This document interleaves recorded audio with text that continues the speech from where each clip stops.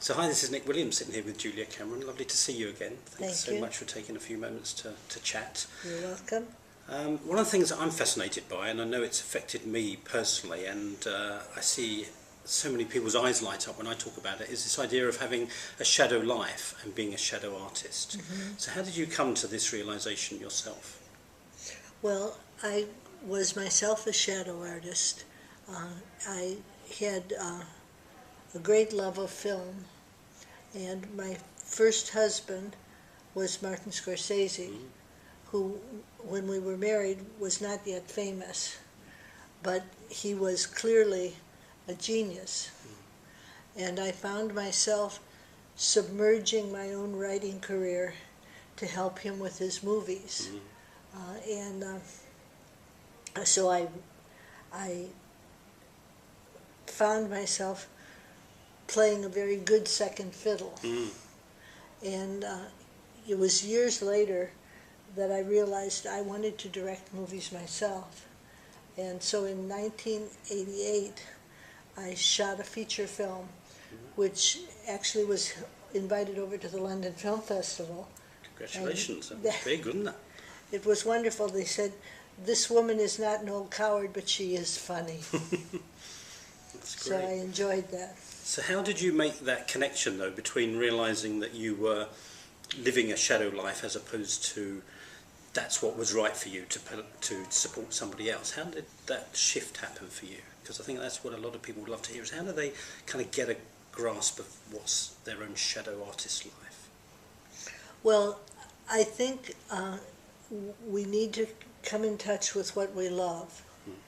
And when we recognize that we love something, then we can ask if we're pursuing it directly or indirectly. Oh, so it's the directly, indirectly question. Yes, Brilliant. and I think that when your answers are, "I'm going round the mulberry bush," you can safely say you're a shadow artist. Right. And I think the tools of the artist's way are all tools that help us to admit our dreams. And so when you write, and it keeps coming up in your writing that you love movies, you can say, well, have I given up on movies? One of the things I found was that when I got divorced, I divorced Martin, but not the movies. The movies remained. The movies remained. Great. And is there a link between kind of living a shadow life and being a shadow artist and being prosperous? Because I know your new book is called The Prosperous Heart. So is it, I presume it's harder to be prosperous if you're living a shadow life, is it? No, actually I would say that it's the idea that they will be prosperous that leads people, lures people into being a shadow artist. Okay. They are afraid to pursue an art form directly. And so, for example, I knew a woman named Kelly who was a photographer's rep. And it took her years to realize that she was a photographer. Well, But she was getting a great deal of fulfillment and money out of repping people. right. So is there a kind of, do we have kind of ego beliefs or kind of collective beliefs that you can't make a living out of doing the thing that you would really love to do? Is that one of the things we have to confront in ourselves? This is what we believe, and we're brought up to believe it. Right. If you say to your parents, "Mom, I think I'm going to be a painter," the normal response is not, "Try it, darling." It's, "Oh dear, What about a proper job? don't you think you might need something to fall back on?" And so painters become art directors, and they don't pursue their fine arts urges. And what I try and teach people is not quit your day job. I try and teach people, for now, keep your day job and start adding in little bits of your authentic life. And I knew a man named Glenn. I seem to be full of photographers right now.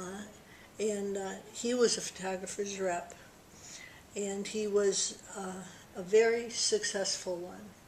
He made a great deal of money. He had a country house, he had a city house, he had a limousine, and he also had unlimited cocaine and champagne.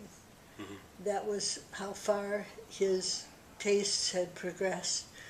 And what he found was that he gave up the alcohol and the drugs and worked the artist's way, and now he's a fine arts painter. Fantastic.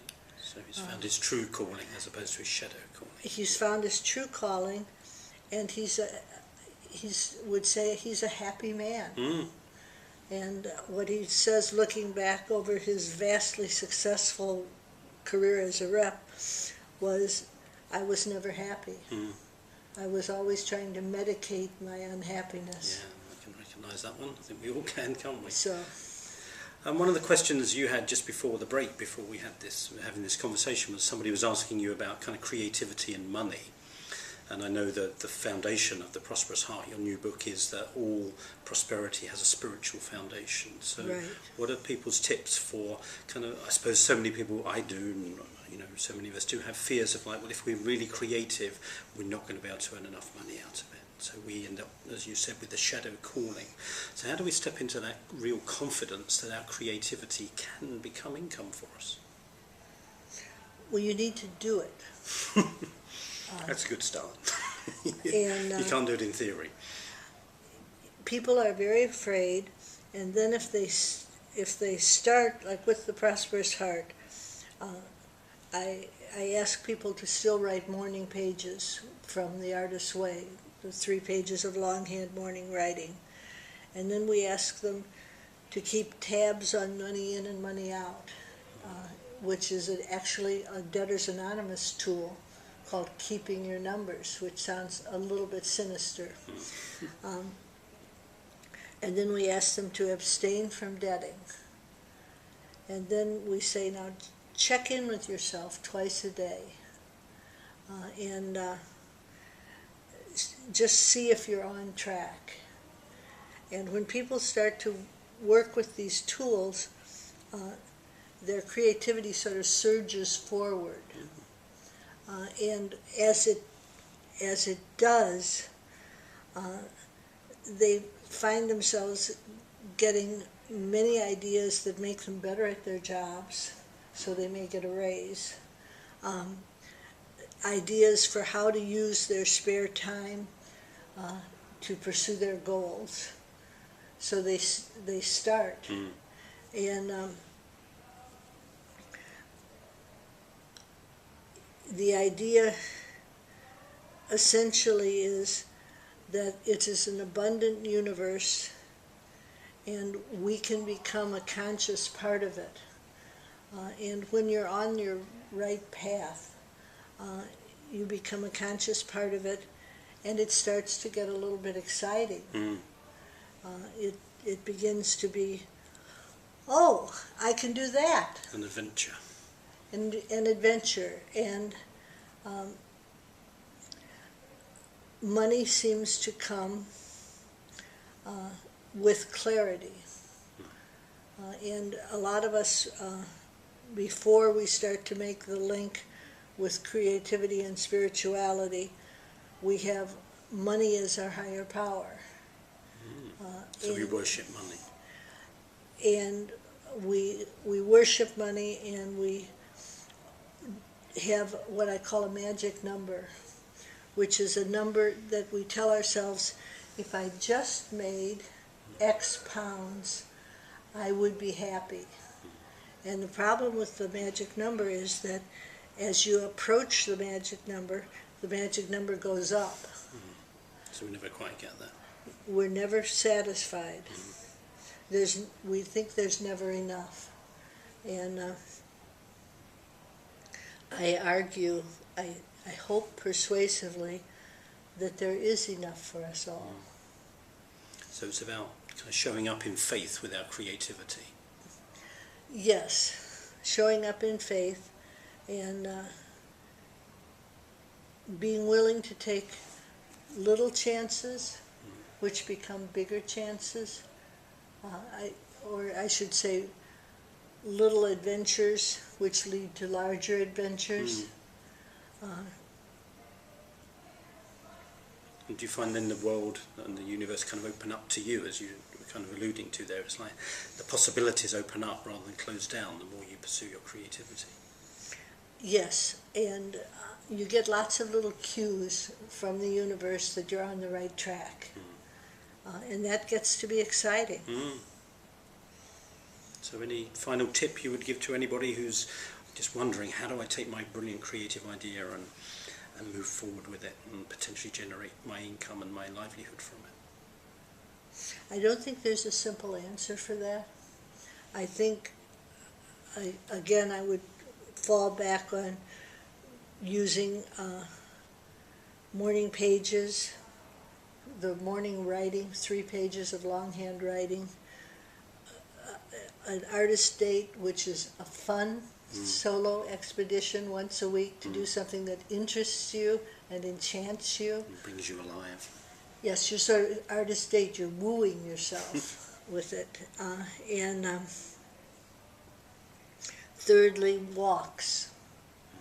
And then if you have those tools in place and you open the prosperous heart, you find yourself gradually letting go of the things that don't serve you and moving toward the things which do. But I can't say there's any magic wand that says, presto, your idea is now going to be manifest on a large scale. And in a way, my experience would be that could be a massive form of resistance, looking for the kind of magic formula. If I just do these things, then it's going to work, and that can be a form of resistance and a block to being creative, I guess, can't it? Yes. Wonderful. Yes, it can. Well, thank you. You're welcome. Thoroughly enjoyed being with you. Thank you for taking this time to have a chat. Really You're enjoyed welcome. it. Bless you, Junior.